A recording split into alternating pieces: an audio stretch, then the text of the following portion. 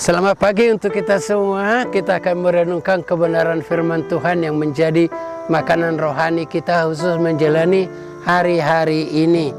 Terambil dari 1 Petrusnya yang keempat, ayatnya yang ke-13 sampai 14. Saya akan membacakannya untuk kita. Sebaliknya bersukacitalah sesuai dengan bagian yang kamu dapat dalam penderitaan Kristus, supaya kamu juga beroleh bergembira dan bersukacita pada waktu Ia menyatakan kemuliaannya. Berbahagialah kamu jikalau kamu dinista karena nama Kristus, sebab roh kemuliaan yaitu roh Allah ada padamu. Yang menjadi tema renungan kita pada pagi hari ini adalah penderitaan yang membawa kebahagiaan. Mari kita berdoa. Kami bersyukur ya Tuhan, jikalau pada pagi hari ini Engkau menyapa kami dengan kebenaran firman-Mu. Tolonglah kami untuk punya kerinduan mendengar, membaca firman-Mu, karena firman-Mu hidup dan berkuasa menjadi penolong, pemimpin dalam perjalanan hidup kami. Berkatilah kami dalam Kristus Yesus. Amin. Tema kita mengatakan penderitaan yang membawa kebahagiaan. Setiap orang pasti berusaha menghindari yang namanya penderitaan. Dan setiap orang merindukan dan berusaha mendapatkan kebahagiaan.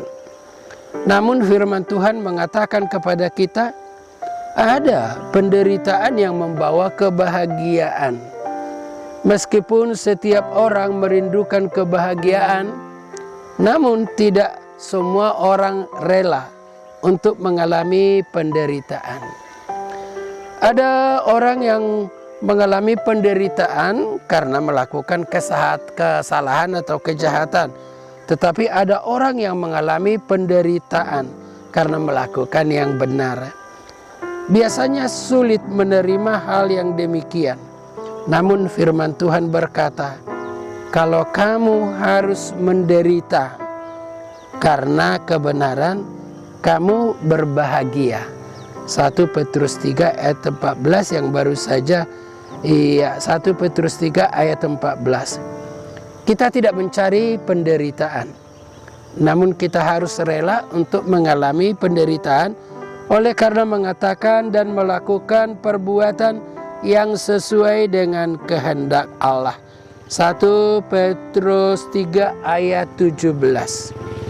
Apa dasarnya kita rela menderita dan mengapa hal itu membawa kebahagiaan?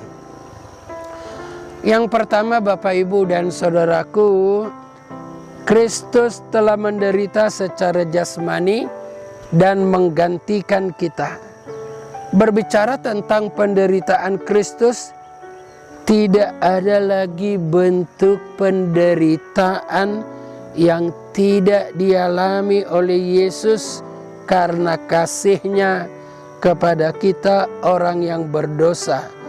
Oleh karena kasih-Nya kepadaku. Ibrani 5 ayatnya yang ke-7. Dia menjadi imam besar yang mengorbankan dirinya sendiri untuk menggantikan dan menyelamatkan aku. Kalau kita membaca 2 Korintus 5 ayat 21, dia yang tidak mengenal dosa dijadikannya menjadi dosa supaya kita dibenarkan di dalam Dia. Maka kita katakan pengorbanan Yesus di kayu salib adalah pengorbanan menggantikan, yang dikatakan dengan istilah yang lain vicarious atonement. Sebenarnya akulah yang menderita, tapi Yesus rela menggantikan aku mengalami penderitaan yang seharusnya untuk aku. Yang kedua, kerelaan untuk menderita karena Kristus. Firman Tuhan berkata, jadi karena Kristus telah menderita penderitaan badani, maka kita juga mempunyai kerelaan untuk menderita oleh karena berhenti melakukan kejahatan atau dosa. Itu sama pemahamannya dikala kita menyangkali diri kita dan melakukan kehendak Allah, maka sebagai dampaknya kita akan mengalami penderitaan, termasuk penderitaan secara badani karena kita tidak melakukan apa yang kita ingini sendiri. Kerelaan untuk menderita adalah merupakan panggilan, karena kita dipanggil tidak hanya percaya kepada Kristus, tetapi juga dipanggil untuk menderita karena Kristus.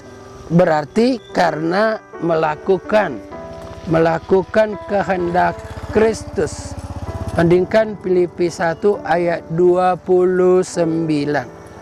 Ada konsekuensi yang kita alami jika kita hidup menurut kehendak Allah. Misalnya kita dibenci orang, ia dihina, difitnah, dan bentuk-bentuk penderitaan yang lain. Yang keempat, maka kebahagiaan yang baik, maka kebahagiaan di balik penderitaan yang kita alami oleh karena hidup menurut kehendak Allah bukanlah hanya pada masa kini, tetapi juga di dalam kehidupan yang kekal. Kita bandingkan Matius 5 ayat 11-12. Berbahagialah kamu kalau kamu dinista dan dihina orang oleh karena aku, besar upamu di surga. Sebagai penutup dan kesimpulan renungan kita, maka kita dapat berkata, setiap penderitaan yang kita alami oleh karena melakukan kehendak Allah atau melakukan yang benar di hadapan Allah tidak akan sia-sia, melainkan akan membawa keuntungan yang besar dalam hidup ini dan hidup kini dan hidup yang akan datang. Pemahaman dan keyakinan dan pengharapan yang demikian akan memotivasi kita untuk bertekun melakukan kehendak Allah kalaupun harus menderita. Tuhan Yesus memberkati. Kita berdoa. Biarlah kami Tuhan menyadari bahwa penderitaan oleh karena melakukan kehendak-Mu itu akan mendatangkan kebahagiaan. Secara manusia kami enggan dan tidak suka menderita, tetapi ada penderitaan yang harus kami lakukan, yang harus kami alami. Penderitaan oleh karena hidup benar di hadapan-Mu membawa penderitaan, membawa sesuatu yang tidak kami sukai. Tapi di balik itu semua kami akan menikmati kebahagiaan yang datangnya daripada Tuhan. Dalam Kristus Yesus kami berdoa. Amin.